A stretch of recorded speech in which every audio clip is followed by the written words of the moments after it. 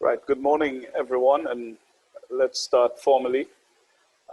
Ignatius Jha, the Executive Director at the Caribbean Water and Sewage Association, and welcome to the first in the series of our HR webinars for our HR managers and teams in the various CAWASA member utilities.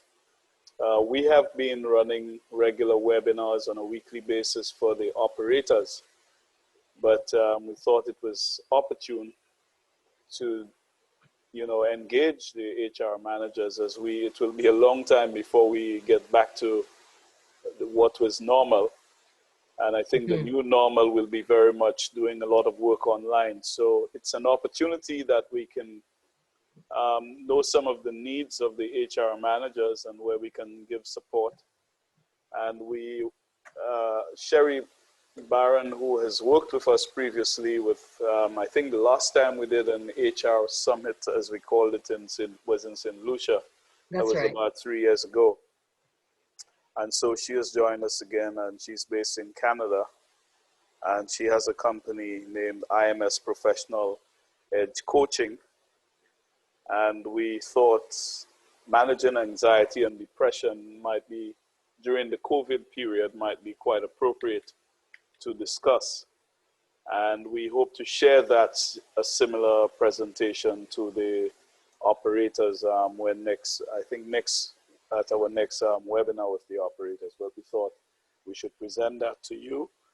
And then you would have an opportunity to, exchange. We thank you again for sharing some of your thoughts through this short survey that we sent you, and we thank you for the responses.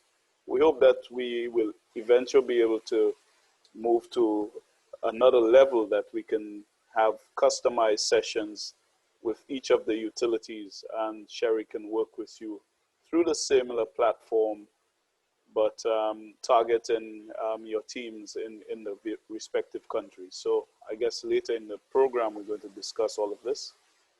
And we look forward to a very exciting presentation this morning. I think Susan would have also sent you some questions on the Mentimeter. I think the first one is for you to say which utility is represented. I think Cayman, Barbados have already done so.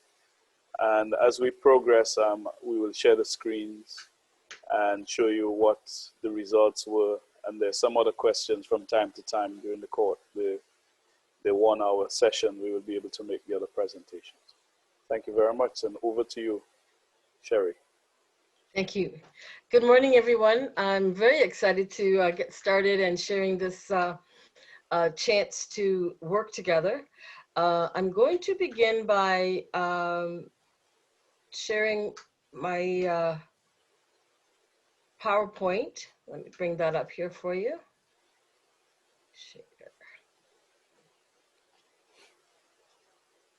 Okay, so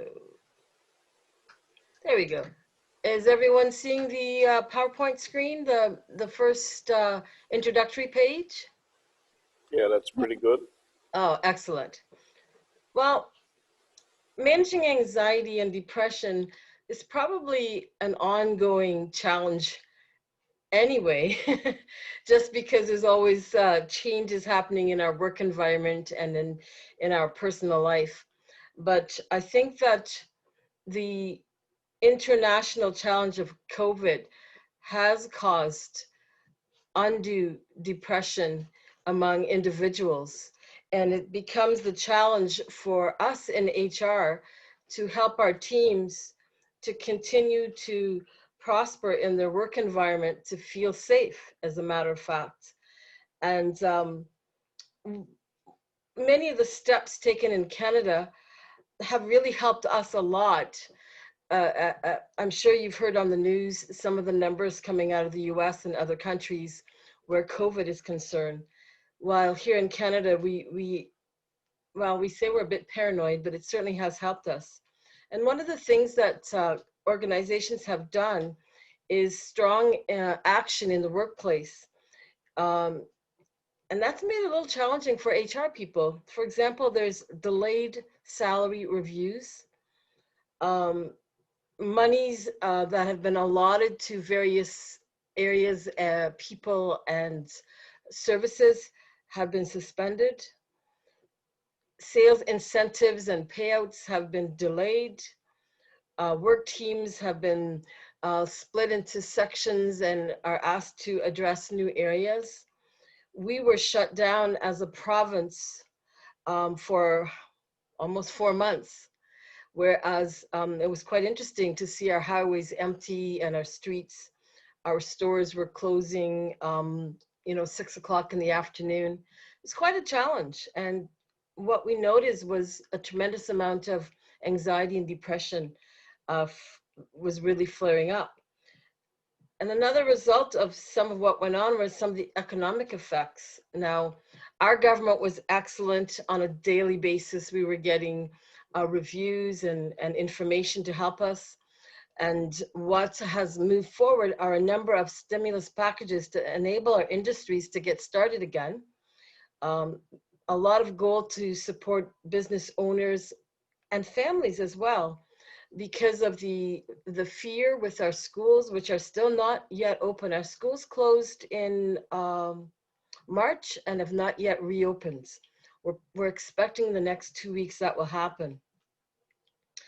Now, money has been flowing in many ways, but unfortunately, money cannot flow if there's no work or no economic flow within the country. So no surprise, half of employers think that COVID-19 will have a negative impact on their business over the next year. And most are very uncertain about the impact over the next 2 to 5 years. So while the extent of the impact remains to be seen, no two companies are being affected in the same way.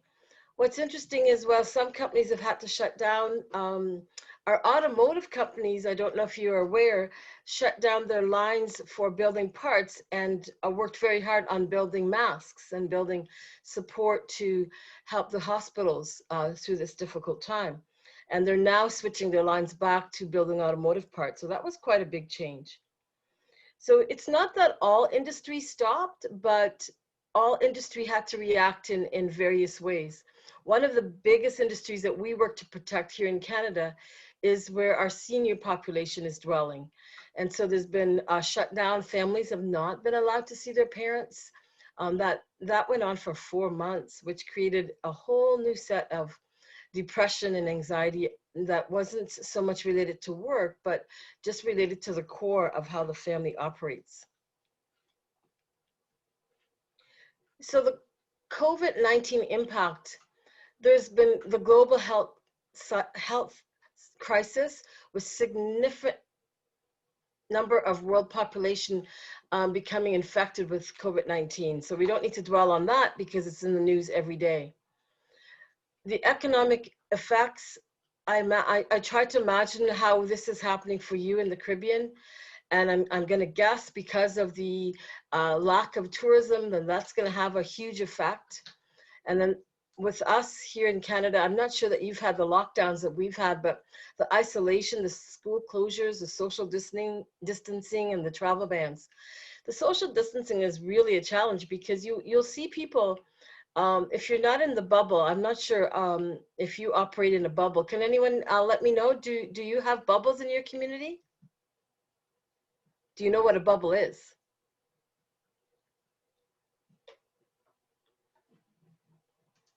Oh, I'm not. Well,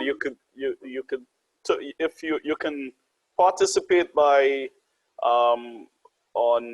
muting yourselves and respond accordingly, or put your answers in the chat room. Yeah, Sheree, our whole island, islands were a bubble. We went through lockdown, from earlier on, from March.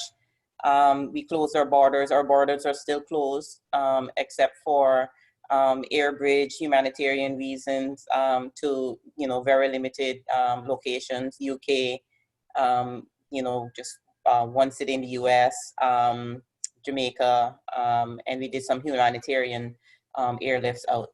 So we did go in lockdown mode. It's been quite successful for us in the sense that we know we have no positive cases right now in the Cayman Islands, and which is Wow. a good thing. However, the challenge is what will happen once we open our borders, which is expected to be 1st of October on a limited basis. Okay. So the whole, for some of your countries, the whole island can be a bubble, which means people are able to travel within their communities.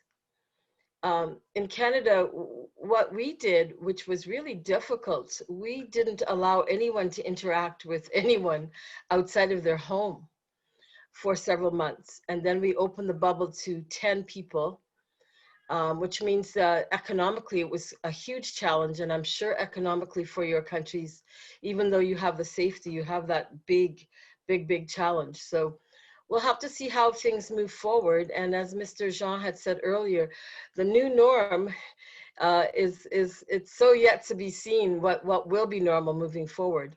But within the facilities, what are some of the challenges that you're seeing? Can anyone unmute and let me know?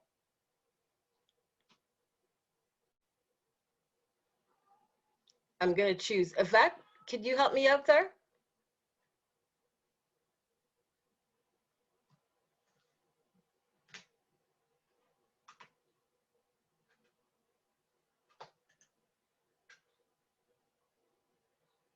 No.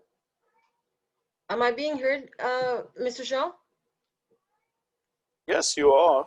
Oh, Let okay. me Yes, just we can hear you. yeah. Oh, okay. I was You just wanted wondering. I just unmuted Yvette, or she can unmute if she's listening. Oh, maybe not. Or anybody else can answer for that matter.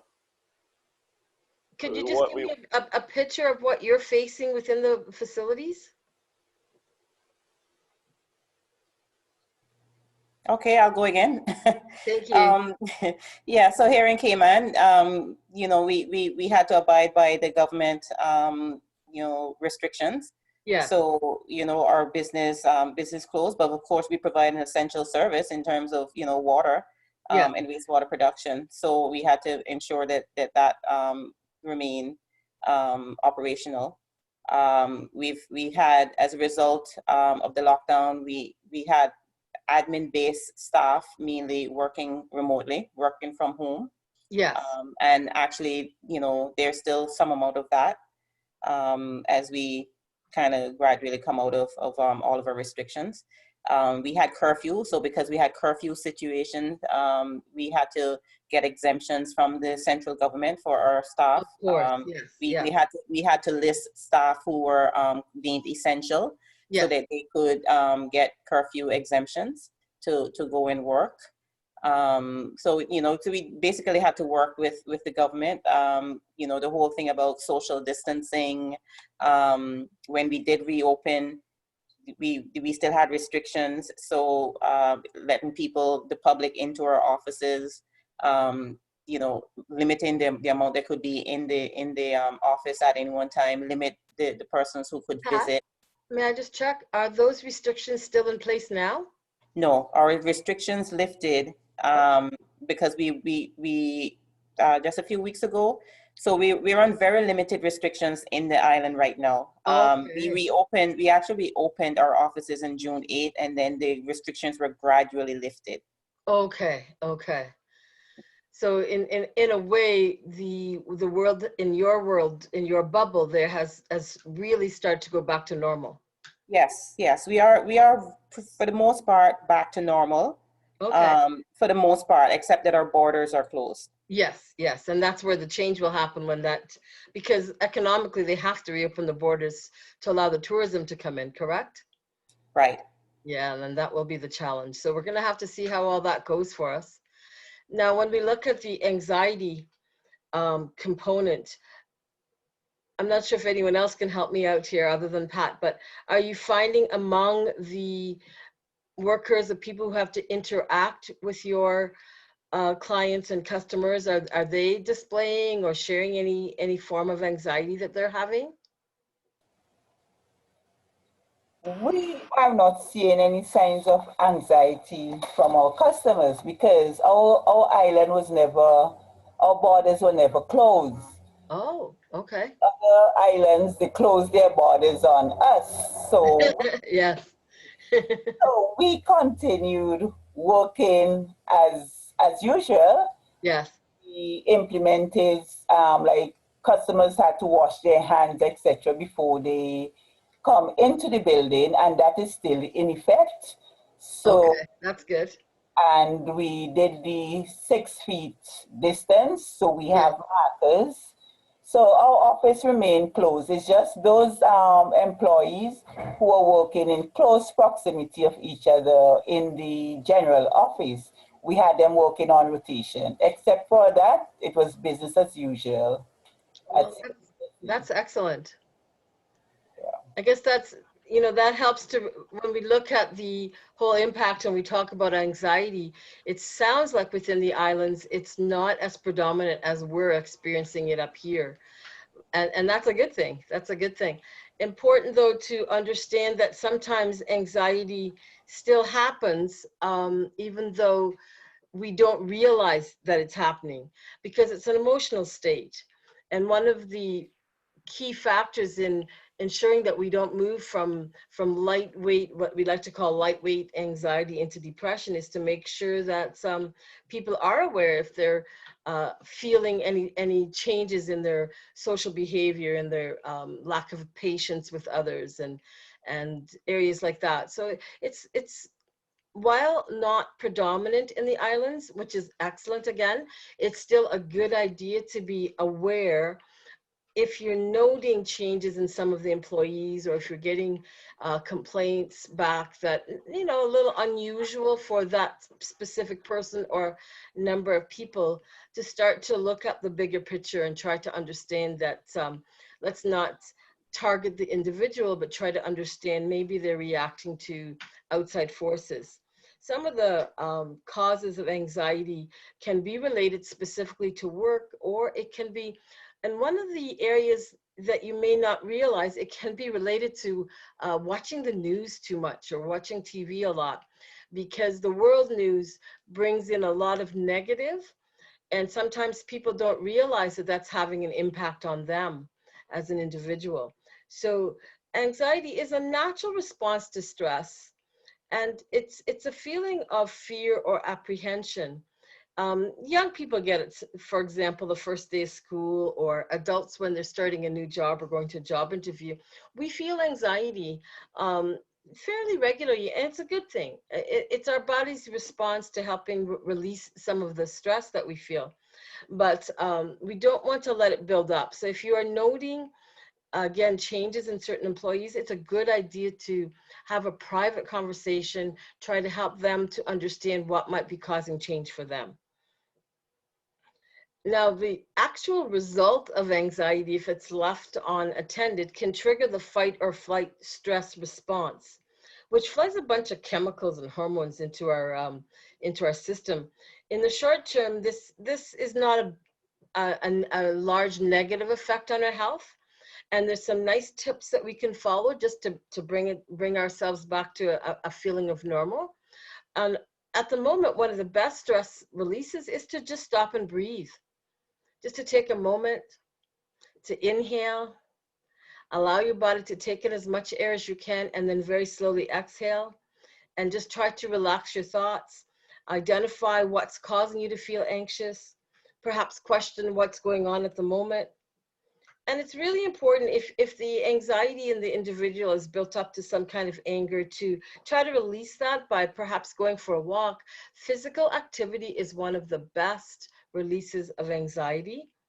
Visualization to help calm the person, or also listening to relaxing music. They're all tips that are very useful when we're looking at anxiety.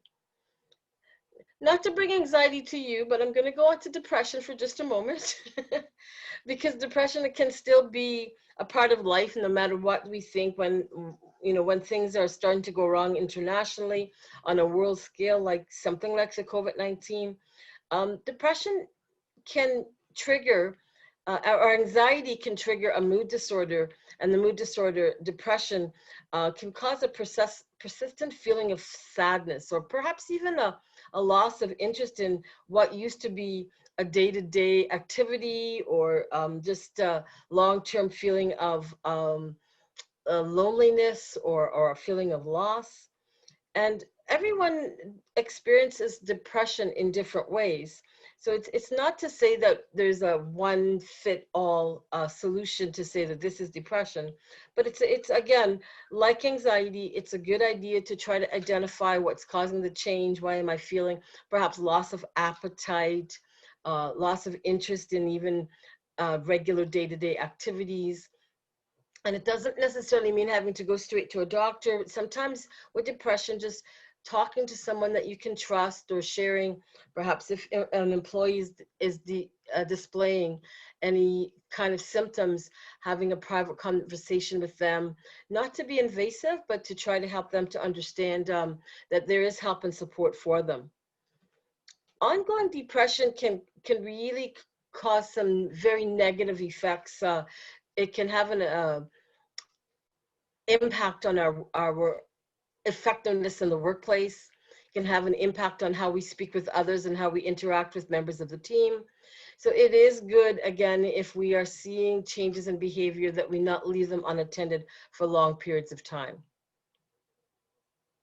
Some tips to manage overall anxiety and depression. One of the biggest is, of course, exercise. And that means cardio, having a good walk, weight training, lifting light weights to help that feeling of building the muscles again. They do highly recommend a low carbohydrate diet, because carbohydrates have a tendency to build up some stress in the body as well. And so they're saying, like, if you can gear your diet towards, and kind of nice in the Caribbean, toward fresh fruits and fresh vegetables, not so much the white flour carbohydrates. They're the ones that kind of tend to stress the body. So we reduce the white flour and we stay with the natural grown products, like mangoes. Or mangoes are a little high in sugar, but they're actually excellent for supporting the immune system. So we want to make sure that when we're feeling anxiety and depression, we work on our vitamin C and our vitamin D and various B complex to really help build and support the immune system. And that's where the supplements are very important. Now, today we have the advantage of the internet, so we can always do a search on the internet to look at what are the best supplements for supporting the immune system. And that translates into helping us to be stronger for dealing with COVID. Because as the borders open and as more people do start to come into the country, one of the biggest things of protecting ourselves, yes, we must wash our hands regularly. Yes, we must keep our hands away from our face. But surprisingly enough, we must also care ourselves as individuals and make sure that we're supporting our own immune system, getting enough rest, managing our anxiety, getting enough relaxation. May not be as much of a problem in the Caribbean as it is in Canada, because we certainly are missing our socialization. We are still not allowed, well, no, I'm sorry. In the last 2 weeks, they're allowing restaurants to open indoors again, but with reduced capacity of 30% of your normal capacity. So many restaurants, for example, have chosen not to reopen because of the financial challenge of meeting the government regulations. So what we've had to deal with, and luckily have had a nice warm summer, to socialize, we've had to use patios. And if you've ever seen much about how summer works up here, we have warm days, but we often have cool nights. So a patio function may only be useful until about 7 in the evening when the temperature starts to change. So it's been challenging to socialize, but we're working on that. And as an individual, to help with the managing of anxiety and depression, doing relaxation and learning how to do meditation, or what we call visualization, can really be very useful skills. And they're just not for now when we have COVID, but they're useful life skills. All 5 of these are tips that can be used to help individuals when they're younger and they're moving into challenging times of college or university, or as we get into our career, or we're moving to the transition of the later part of our career, as some of us may be doing. All of these tips are still excellent for day-to-day good health. So I hope that if you have any questions on those, that you will share your questions with me. This might be a moment to open to some questions. Again, you can go with the chat, or if you'd like to unmute and make any statements or comments just in general relating to the anxiety and depression portion of our presentation.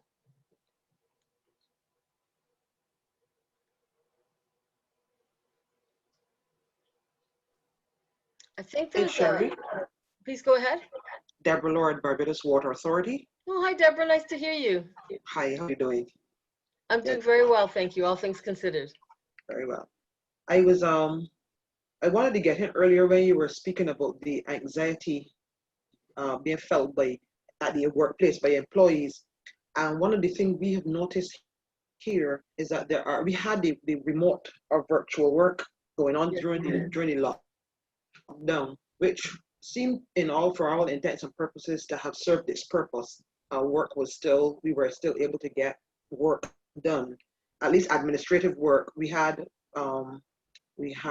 services which couldn't be done on the external side because we were concerned about interaction with the public. However, we've come out of lockdown now and we're back to work pretty much, not norm, but the new norm. And we found that persons who don't want to get their temperatures taken because they're hearing all sorts of talk about or things about the thermometer and the radiation that you can get. There are also those who don't want to come back to work. They want the virtual work relationship to continue because they just don't want to be in public. So those are the kind of things that we have been experiencing here at the Water Authority. Okay, and I must say that that is a big issue that we've been experiencing here in Canada on a large scale basis.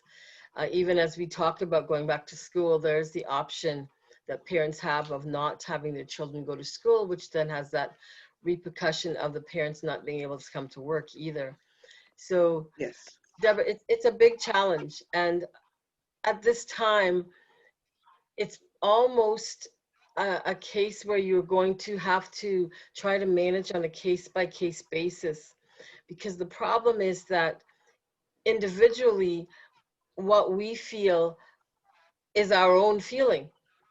For example, I've not had the comment here in Canada, and I've been helping, in fact, with my time, I've been helping at a retirement community, because one of the issues we have, parents not being able to come to work because they've had to stay home with their children.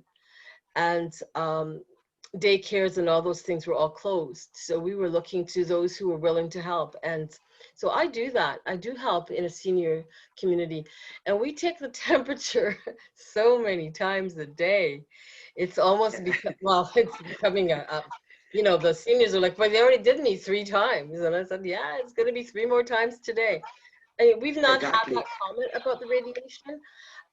But I don't think that it would be fair to try to discount someone's feeling or anxiety in that regard, because it's their feeling, and I cannot say to them, no, you can't feel that way, or no, that's not true. That would not be an appropriate response. The issue, though, is the reality of temperature checking is not going to go away in a hurry.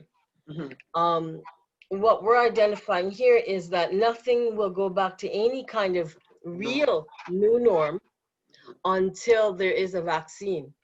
And the reality of that, I cannot predict, but I'm guessing it's not going to be as quick as we all wish it would be. So what you need to do in the various facilities is try to coach your HR people in understanding how to use their empathy, their listening skills. Try to help the person to understand that this is not what you would want to do as an individual, is to take their temperature, but it's a requirement by the government. It's a requirement by the health community. And for now, we have to ask. And if not, unfortunately, certainly in Canada, if someone refuses to have their temperature taken or to answer the many questions that we ask every time you enter a restaurant or a business, we ask all these questions. If you're unwilling to participate, then unfortunately, you're not allowed to enter that building. Yeah. And you see, this is where it becomes challenging, because we're crossing the path of personal rights, you know, privacy, all of those get crossed now. And I'm going to give you a quick example going from memory of some of the questions that we ask people every time they enter our building. And that's to deliver a product. For example, maybe they're delivering a food product, or they're our Rogers people doing some support for our phone system, or they're a family member coming to visit a loved one who's on the last leg of their life, because that's the only time we're really not allowing people to come in to visit family members. It's really hard. And here's some of the questions. Have you had a fever, chills, or shakes in the last 24 hours? Have you had vomiting, diarrhea in the last 48 hours? New or worsening cough, abdominal pain, and it goes on from there. Have you traveled internationally? That's only about 20 or 30% of the questions that we ask people. They're extremely personal. And I always try to make light of it and say, I know these are personal questions, but this is what I'm required to ask you.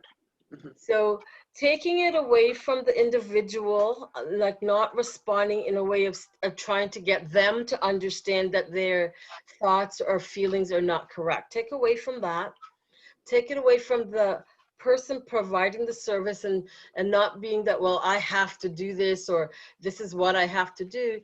You take it and you put it to, this is what's required. I'm not as comfortable with it either, if that's what is true, and you have to say that, or just ways to redirect the emotion away from individuals involved and put it to that bigger global issue that we have right now of trying to keep countries, individuals, and communities safe. Yes, yes. I don't know if that would be helpful in your environment. If that makes sense, Deborah. It does. It does. Thank you very much. Okay. Yes. We've been trying those things. I know and you know, the truth is we're all sensible people, and there's no easy solution. There's no silver bullet that says, okay, you know, here's the garlic, hang the garlic around your neck and you're going to be fine. Yeah, it'll keep people away, mind you, but it won't necessarily. So hang the garlic around your neck and they'll stay 6 feet away. But it is really a very, very difficult time for all of us. As the service provider, we have to deal with our own. I'll give you another example. I'm a crazy person out there helping, and I am one of the very vulnerable people. I'm the vulnerable sector because I have a disability, and it's related to the lungs. And so I take a chance, but it's a choice that I make because I'm very comfortable with that. But my good friend says I'm not a risk taker, and she says I don't want to be anywhere near anyone. And so that's why we have to understand as service providers that individuals will have their individual perspective and their individual response. We need to help our people from the HR right down to the technicians to understand that it's not our fault that this happened. It's not our decision to do these actions. And we have to preserve our own patience and try to keep ourselves in good health, our good thoughts, so that when we deal with others, that we're not displaying frustration or stress, because it can come on very quickly and very easily. Yes. Thank you. Thank you for your interaction. May I ask, would anyone else like to make comment at this time?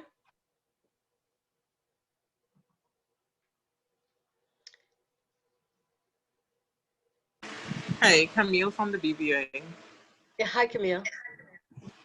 How do you really manage those types of individuals? Because I am having great difficulty, I would say, dealing with people like that. Because some of the same persons who, before COVID-19, displayed that they really don't care to work, are some of the same ones who are coming up with excuses from Yes. God knows where. I have this one lady telling me she can't work. Understandably so, her mother is sick. She just can't do anything at all.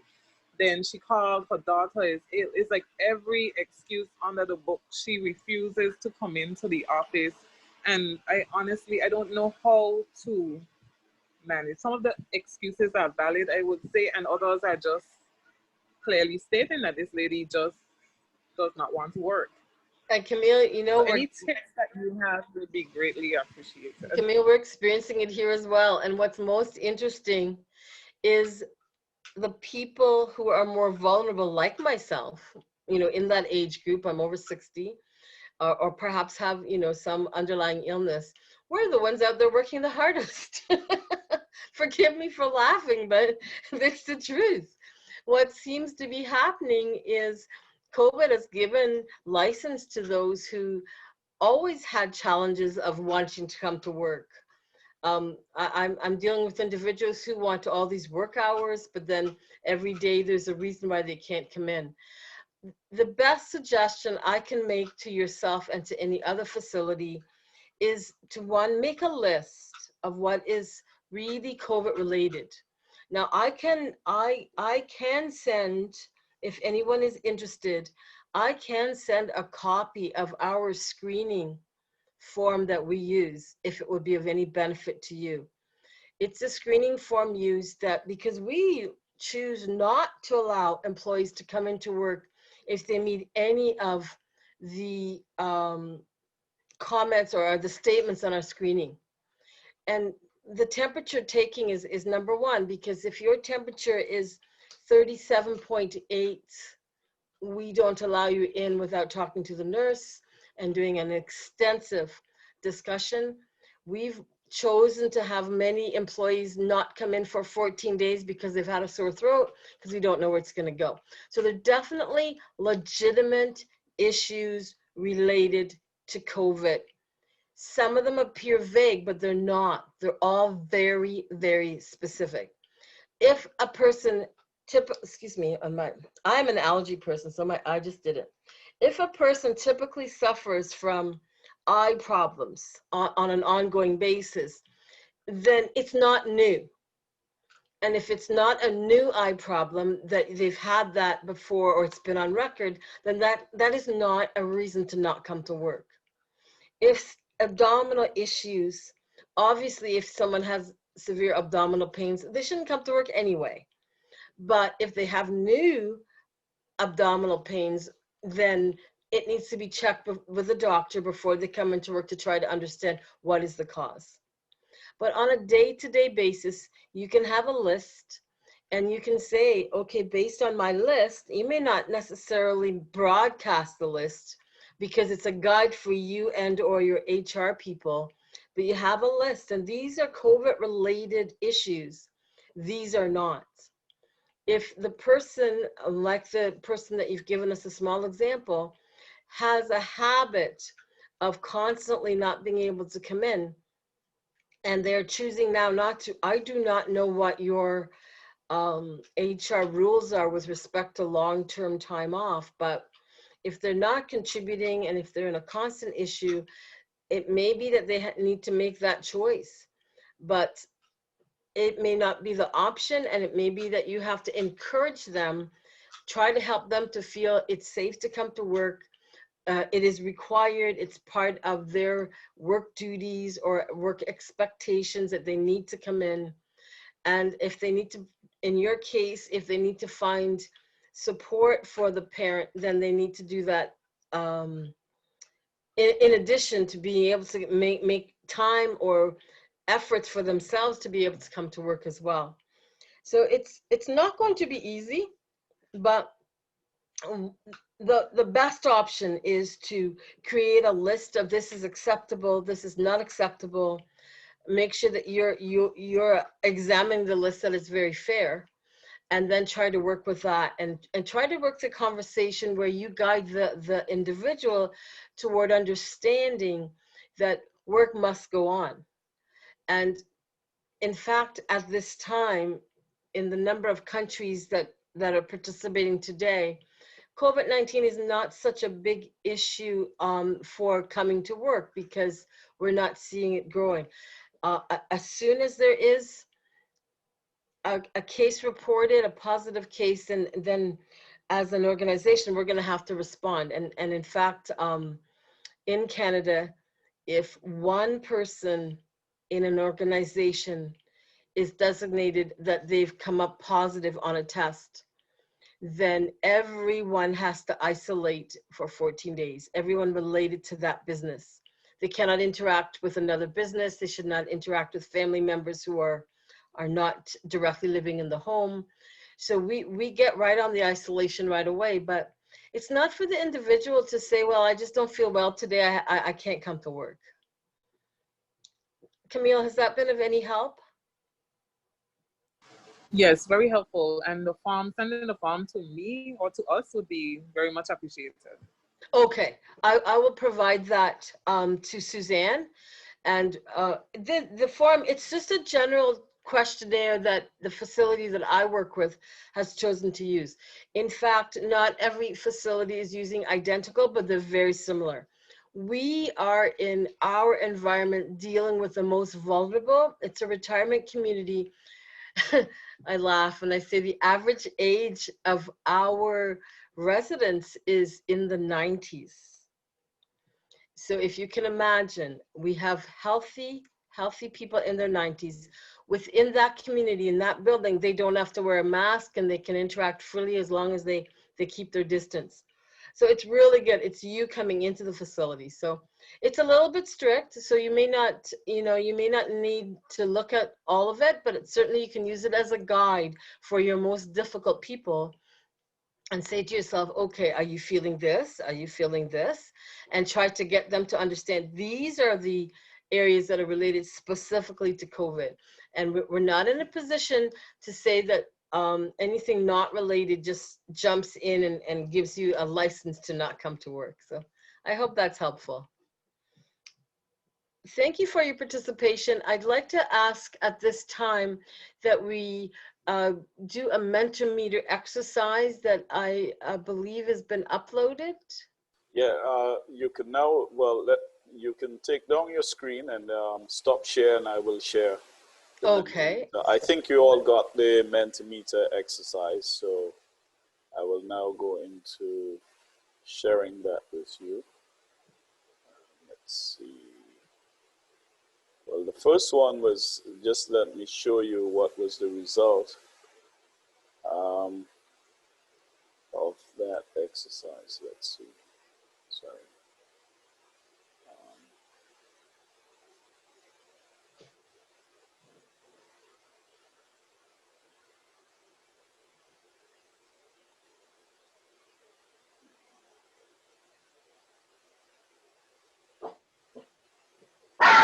Oh my gosh. Sorry. Oh dear, how do I meet this quick? Just mute screen.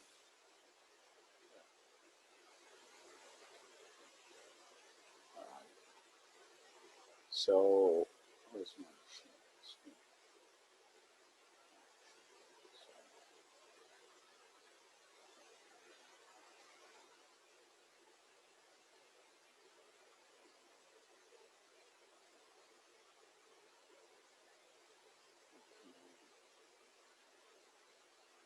Right, so that was the result of, we were just trying to do a check on who was represented here among our utilities. And I think the next question, I will set it up so you will go to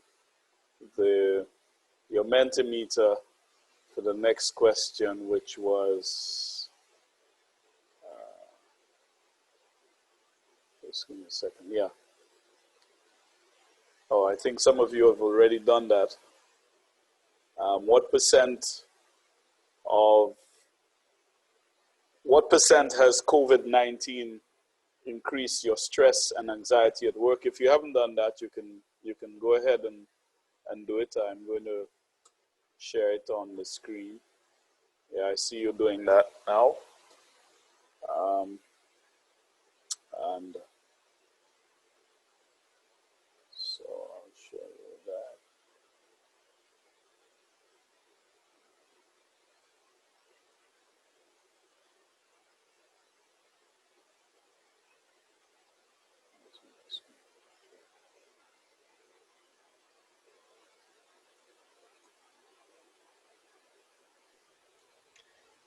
So, Mr. Shaw, we just watched the screen and, oh, there we go. You got it, yeah. So there, we yeah. have about 40%. Is it? Okay, not too bad. Well, It's gone the other way now. Oh, well, we're dealing with a small group, so that's gonna, Yeah.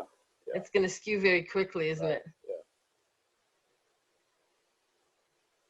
And I think that based on what I've heard this morning with regard to the islands, each island being its own bubble, I think that that's a, you know, a very positive thing. So perhaps, since we've stopped to do the exercise, perhaps we can just do the next exercise, and then we'll move on back to the presentation. Yeah.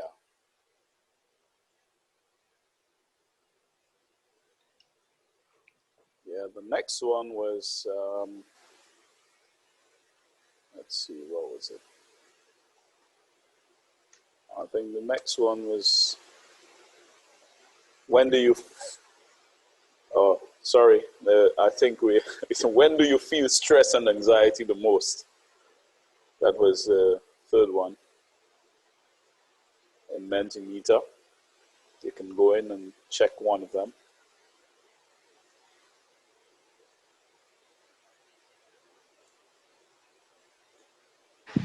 Hi, are these things supposed to be appearing on the screen? Yeah, no, you have to go into mentimeter.com. I think Suzanne should have sent the link, and it has a code. Oh. Yeah. Okay. And if that's causing some trouble, if it's causing problems, you could, let's not dwell on that then. don't bother about it. No, we can go back to the presentation because I don't want to run out of too much time. Yeah, okay. Can we agree then? We'll just go back to the presentation? Yeah. But you can always fill it in and we can share the results later. Excellent. Yeah. That sounds good. All right, so you can go back to sharing your screen. Okay, let's see how that's gonna work. Back here. Right. Good, thank you. Right. As we have more events, you could I'll just yes. Yeah, go to your slideshow. Right. Good. As we have more events together, then it'll become easier to see how to work with our little exercises. But in truth, we've done this screen. The truth is, employers must rapidly and dramatically change how they focus and respond in the workforce. For us in Canada, what we're seeing is, unlike the United States, where in the US, for example, profitability is still number one, in Canada, health and safety has become number one. We have to be profitable to be in business in the private sector, but clearly health and safety is the issue. And for some of the questions that have come up, where those that have helped me out this morning have commented that, for example, with individuals not wanting to have their temperature taken, or individuals feeling that it's an opportunity to perhaps choose not to come to work, the key here is to help them to understand that business hasn't changed that much, but health is definitely a focus, but not just by staying home, but also health in the work environment itself, because we do have to work together. We do have to get back into our work teams at work and come back to the facility. So the key is, what are we doing to help you to feel safe and to ensure that we're not going to encourage the spread of COVID? And maybe that's where you can direct the conversation, where we talk about the regular cleaning. I'm sure you must be doing this because we're doing it constantly, where you're spraying down the surfaces with a disinfectant, where we're encouraging people to use the hand sanitizer, and if they don't want to, then to certainly wash the hands. Many organizations here provide a hand sanitizer, but there are many individuals that carry their own hand sanitizer, and we allow that as well. So to gear the conversation to help the individual to see how we need to work as a community, because we're not monks. We're not left up in the country all by yourself. We have to interact. We have to buy food.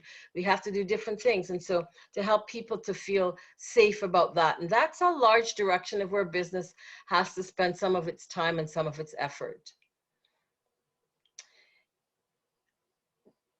What's happened here is this pandemic has really underscored the material value of the health and the contributions of people to the success of business. And perhaps, Deborah, when you commented with some of the issues that you're having, perhaps helping the individual to understand that they're important and that we need them. Or Camille, the same thing.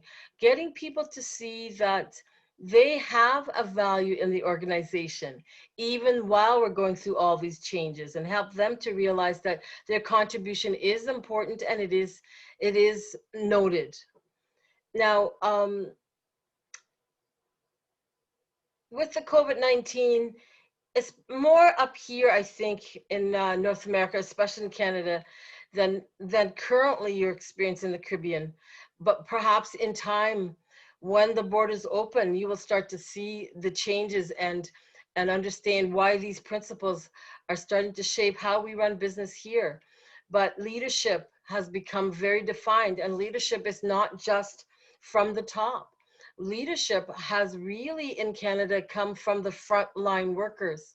I don't know if you've understood through the news, but people working in healthcare have been named the heroes of this, what we call our war. In Canada, it's been a war. In the US, it's a crisis. But certainly here, we've made it a war. We're warring against that invisible enemy. And it's you know, it's overwhelming. On the positive side, we've done an excellent job of controlling COVID-19 here. For example, I was mentioning earlier that in the community I live in, no, in Ontario, in fact, we went through a number of days with 0 cases. In the community I live in, we went through almost 7 days of 0 cases, which is excellent. It's starting to grow because we've moved into stage 3. We're allowing more interactions. People are now able to go to the hairdresser and get their hair cut. They're getting their nails done. And as a result, we are seeing a bit of a growth in COVID-19. But yesterday, there were 138 new cases in the whole province of Ontario. That's still a lot to be proud of. But as Canadians, we're terrified. We're like, oh, it's growing. And now we have to start wiping the groceries and getting really tense again with everyone. So, you know, I wonder if when you start tourism in your various countries, which is a big economic requirement, if you're going to notice that kind of stress. So the focus on the intersection of employee and company well-being. And that's kind of how you have to start to gear the conversation. Help the individual to realize that they're part of a community. They're part of your company, and your company is a community, just like where you live is a community. And they have a valuable part to play, and that you appreciate as an organization or as an individual. You appreciate their needs, but we also need them to contribute and help us to be a safe community for ourselves, for our coworkers, and for our clients or customers, trying to help them through a conversation that way. We look to make decisions that take actions into account for medium and long-term needs, where the business objective doesn't just look at the short-term profit.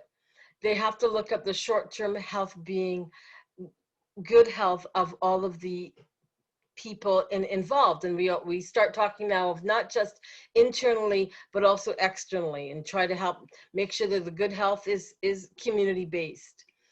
Being flexible, here in Ontario, constant change as we started the shutdown and we started the reopening, flexibility is big. And that's where we can say that individual leadership, unwillingness to listen, a willingness to help, and to still stay engaged within the work community, whether that means coming back into the workplace and maybe having individual meetings where people express their concerns and we try to answer to that individual what we're doing as a work community to make sure that they and everyone else is safe.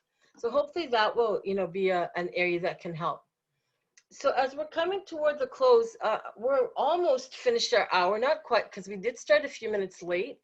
So based on your availability, I invite you to stay, take part in the conversation, which is now going to be very utilities, perhaps your individual workplace, even more of a conversation about that over the next 10 minutes or so.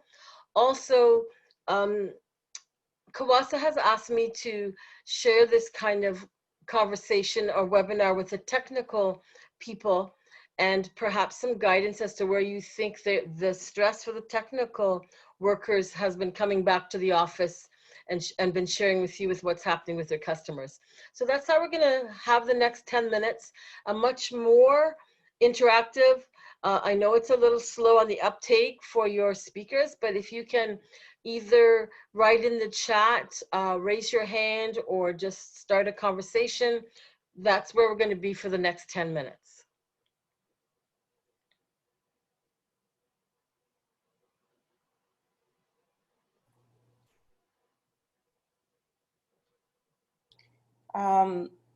Sheree, I'd like to invite either Yolita or Melanie to chime in, because they've been very involved, especially Yolita has been very involved with our we call it cohort. We formed a committee of staff members to deal with our return to work plan for COVID-19, and perhaps you can talk more about that. Thank you, and I think this is valuable for the other participants as well. So we look forward to your comments, please.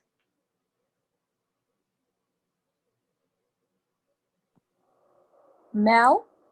Yes, please.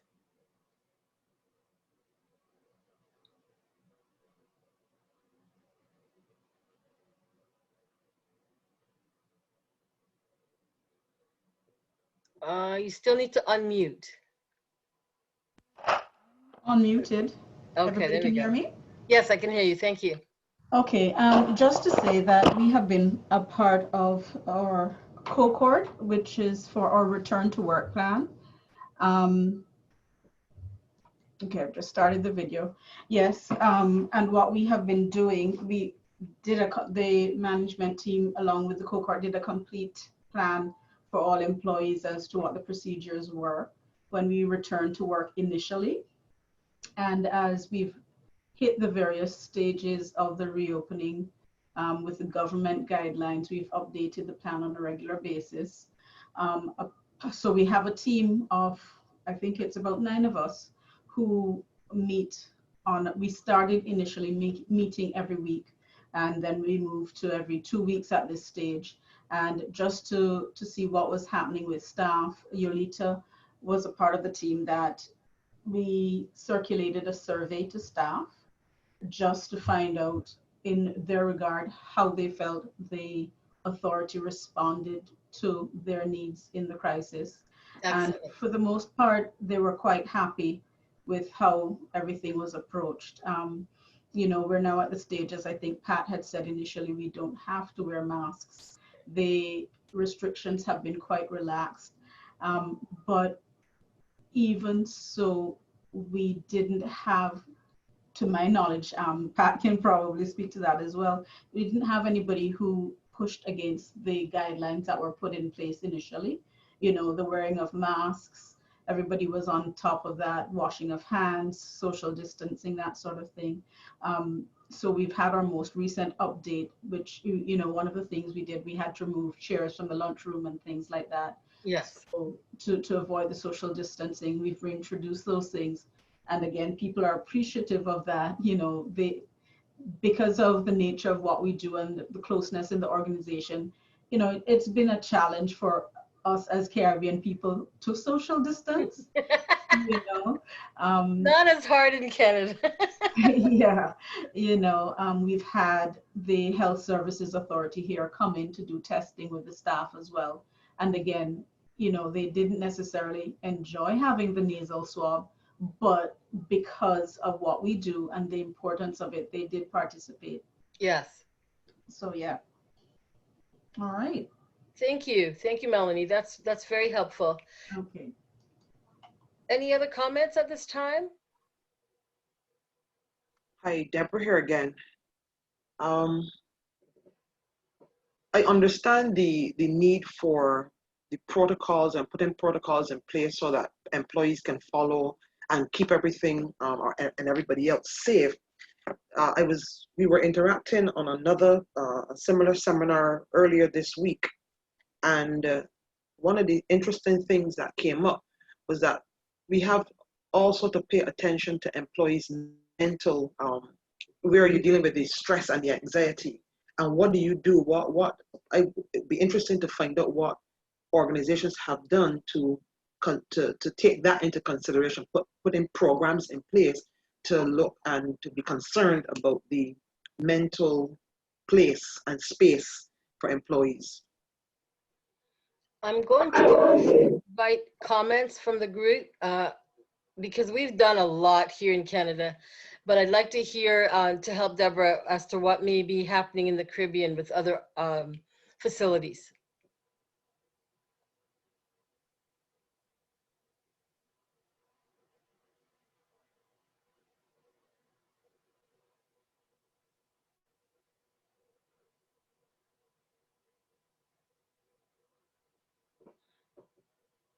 Does anyone have a comment?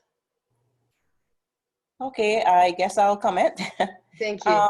I think it probably was important to have something in place before, because we at the Water Authority Cayman, we did have, and we do have a contract with an employee assistance program called the Wellness Center, and so that staff can go for free for and their families for free counseling services, and I think it's one of the things that we have encouraged staff since the pandemic to utilize those services where necessary. And I think it's also important for supervisors and managers to be on the lookout for those issues.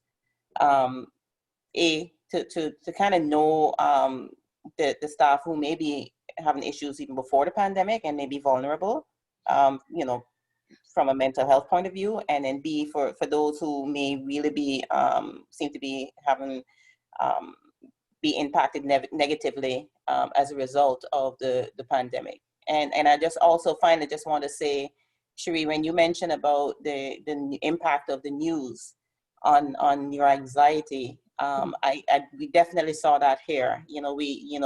We constantly had to send out messages, not just our organization, but the government, just telling people, just be mindful of the information that they're sharing in on social media and passing on. And I myself, basically came out of some certain chat groups because, it was just too much. And I agree, it really can help, help to your, the sense of, just everything is just gloom and doom if you constantly watching news 24/7. Well, Pat, excellent point. And interestingly, separating the news and the social media as well, because much as the news is depressing, and it is more factually based, and it's bad enough. The trouble I noted with social media is that, especially through Facebook, many comments people are taking as truth and reality are not. Yes. And so that creates a whole, I actually had to discourage a friend from sending me her links and contents. And I said it very politely. I said, I've looked into what you've shared with me, and this is making me very upset. It's causing me anxiety, and I would appreciate if you would stop sharing those links with me, because I found them to be very volatile, very non-factually, really not facts. They were the opinions of certain people, and they were including things about world leaders and making very negative comments. And honestly, it upset me. And I felt I had every right to ask not to be included anymore. I didn't want to cut my friend off completely by saying unfriend. I didn't want to do that. But I did make that choice, and other people have that option to choose to say to others, you're inundating me with information that I'm not wanting to have. And then separately, Pat, Deborah, Melanie, for people who are coming into work and talking so much about all of that social media negativity that they're reading and seeing, we need to start asking them to not be bringing so much of it into the workplace. That what we are focusing on is a healthy work community. We are focusing on really, and I think the Caribbean's always been good for this anyway, and that's perhaps what I'm about to say, perhaps part of why it's not as much of a problem. But in Canada, we've been really lax about when you move from one building to another about washing your hands. When you come home from being shopping and being out, we've been on a false sense of safety. And what people didn't get is that we used to have more flu than we've even been having on the regular side of the flu. It's been reduced because of the activities of washing your hands and keeping distance. And if you do have a sneeze or whatever, wear the mask. Well, here we have to wear the mask all the time. But in your case, you can say to someone, wear the mask to protect others. So if you can get them into a healthy conversation about what these steps are doing to make things better.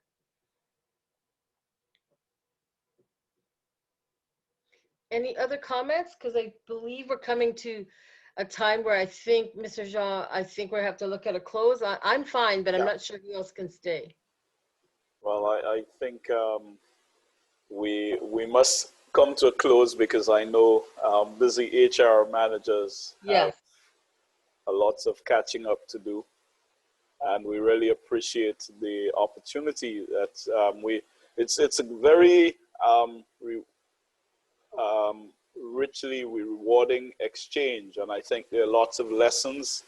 As I said, we are recording the proceedings and we are going to upload it and circulate it to you, so you may be able to share it with your staff and among yourself, and to revisit some of what was discussed here this morning. I think it's always good to be able to document these things for the future, and as we build a body of knowledge. But it is really good to have that type of interaction, because there are many similarities in things that the experiences during the COVID-19 pandemic in most of the Caribbean countries, but there are lessons to learn from each other. So I think that was really good. Thank you for the opportunity, and I hope that we can continue to grow these events. And we look forward to, well, this was the first in the series, and we want to continue that. I didn't know how often we're going to do it. Did we say, Sheree?